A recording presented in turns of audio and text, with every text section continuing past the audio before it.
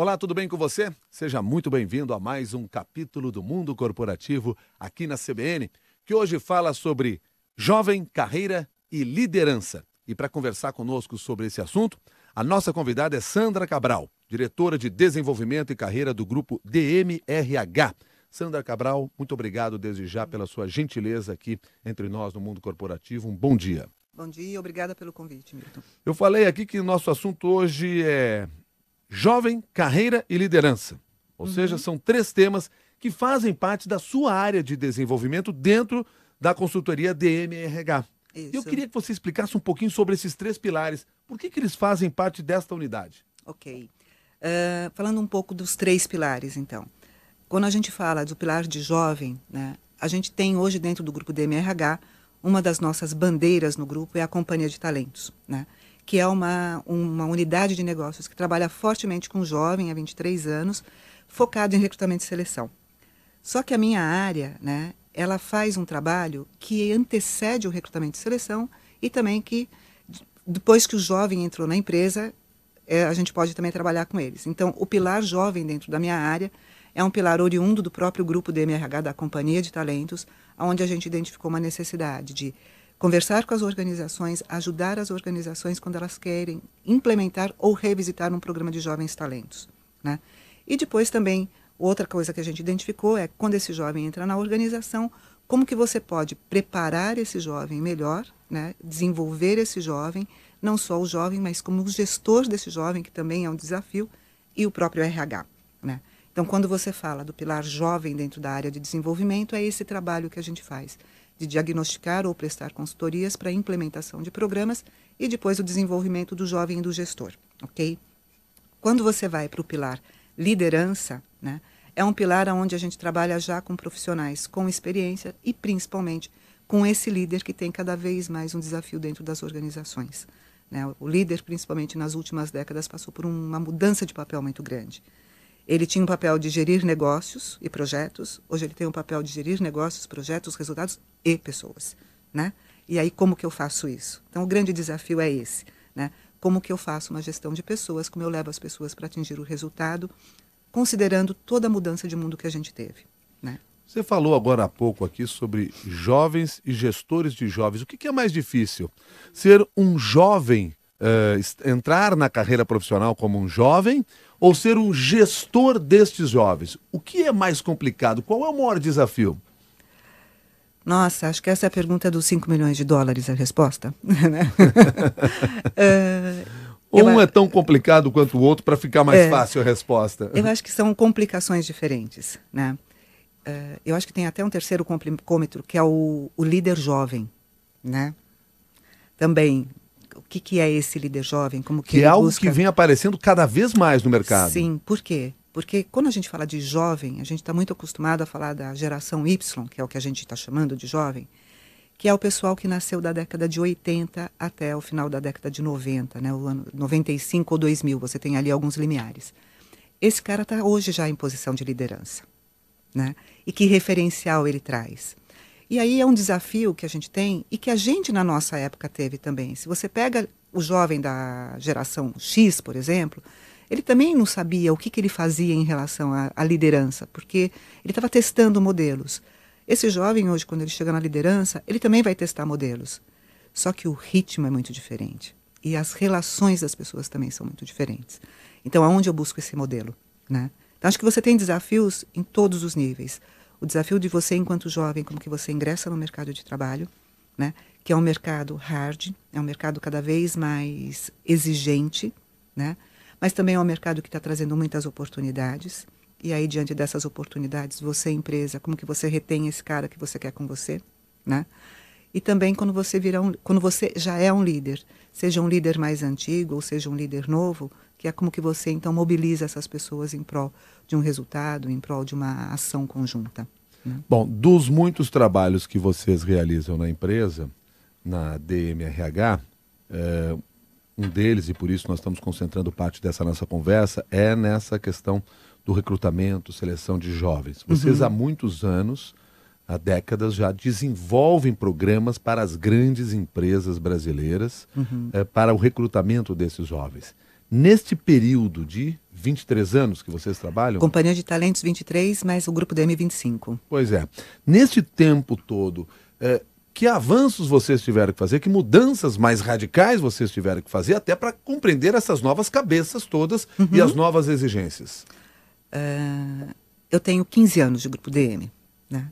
Então, quando eu entrei no Grupo DM e entrei pela porta da Companhia de Talentos, você tinha, por exemplo, para você participar de um programa de trainees, né, você preenchia uma ficha que era deixada na central de estágio das universidades. Tinha até um desafio, porque muitas vezes roubavam as fichas para que as pessoas não pudessem se inscrever e você diminuísse a concorrência, né? Então, era uma realidade um pouco diferente. Você aplicava testes de inglês, por exemplo, presencial, né?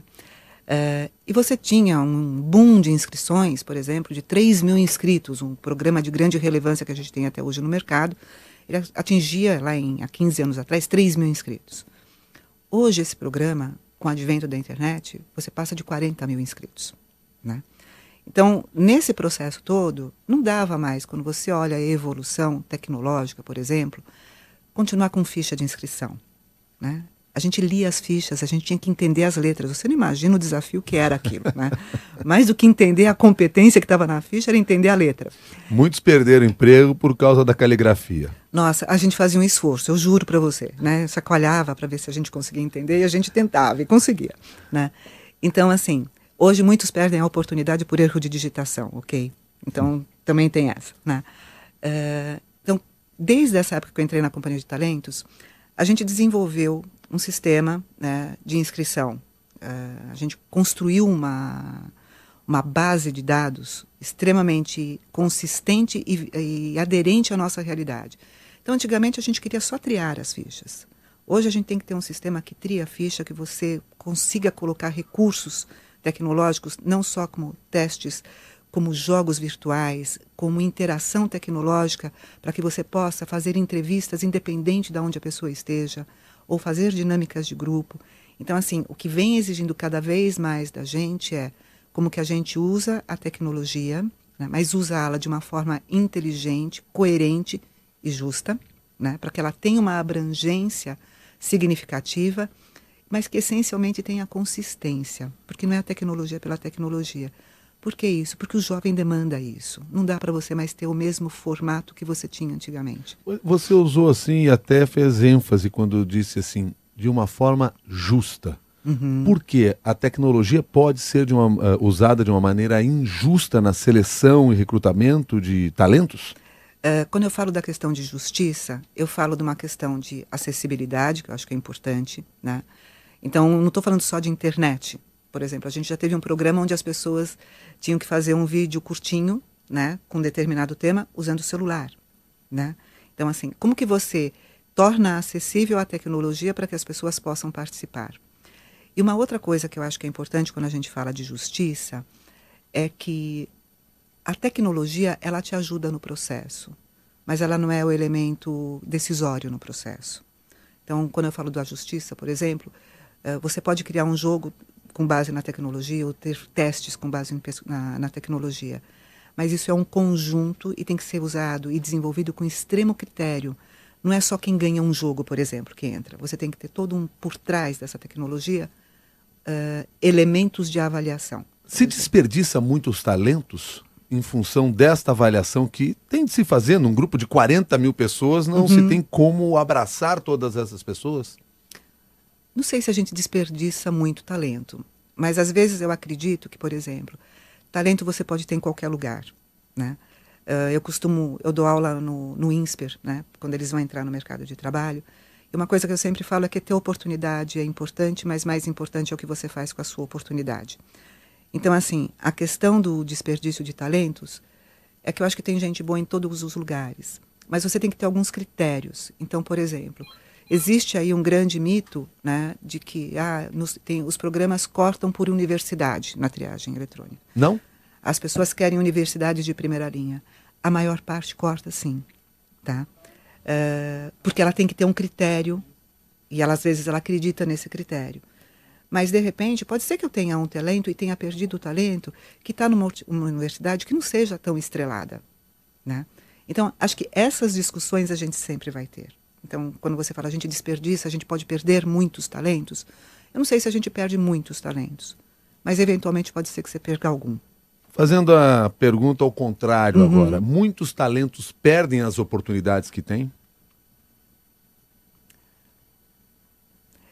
Eu não sei, porque eu posso fazer uma inferência que se ele é um talento, ele não vai perder a oportunidade, porque ele estará atento. Isso faz parte de ser um talento?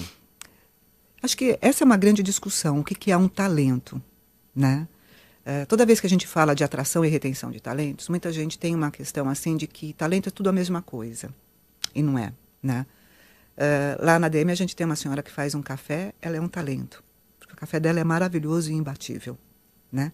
Se a gente então for partir da premissa que talento é aquele que faz com diferencial a sua atividade, você tem uma realidade. Se você for ter uma definição de talentos, que talento é o cara que pode assumir outras complexidades e se desenvolver cada vez mais diante de complexidades crescentes, é outra definição. Então, essa é uma grande discussão dentro das organizações. O que é um talento? Porque o que é o talento, por exemplo, para uma Unilever, pode ser que não seja um talento para uma Procter & Gamble.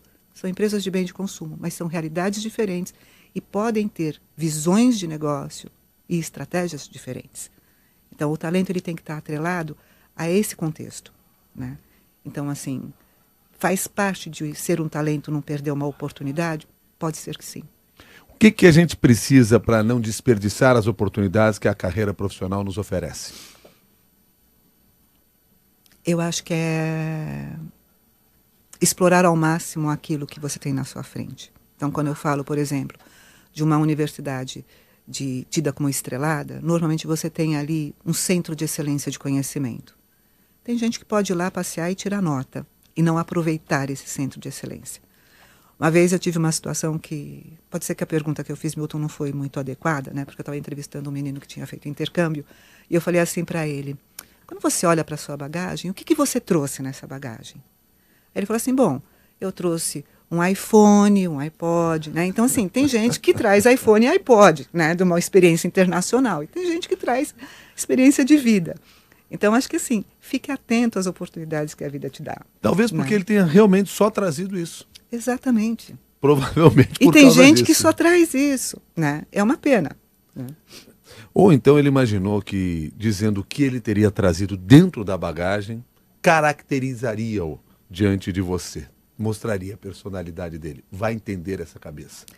Mas entender essas cabeças... Eu prefiro não entender essa cabeça desse jeito. Mas entender essas cabeças são desafios para vocês, que são recrutadores nesse processo e que vêm desenvolvendo esses processos há muitos anos.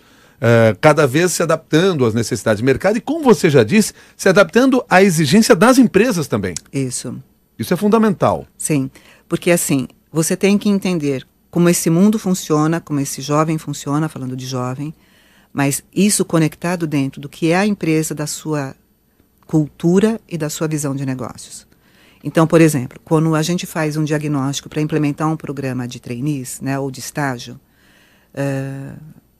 eu tenho que entrar e entender que cultura é aquela. O que acontece? Como que as pessoas se relacionam naquela empresa? Como que as pessoas crescem e se desenvolvem lá dentro? Como que é feita a gestão de pessoas? E para onde essa empresa está indo? Com esse entendimento, você desenha um programa. Então, não existe um programa que seja de prateleira, né? Então, acho que esse é um grande equívoco, muitas vezes, das organizações. E não é em toda empresa que cabe, às vezes, um programa. Uma vez eu fui numa empresa que eu perguntei para a diretora com quem eu estava conversando, né? Por que vocês querem um programa de trainees?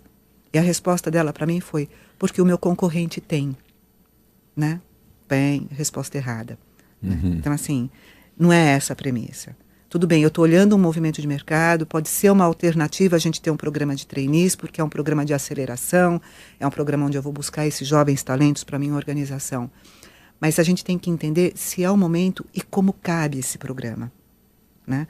Programa de trainee, o cara vira gerente. Poucos programas hoje de trainees, ele sai como gerente. A gente busca, sim, um potencial para uma empresa que assuma, no médio e longo prazo, posições estratégicas, né?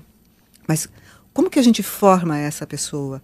Como que a gente, então, dá o desafio para que ela se prepare, para que lá na frente ela tenha essa posição, né? Então, acho que são desafios que a gente tem hoje no mercado, de olhar para a sua realidade.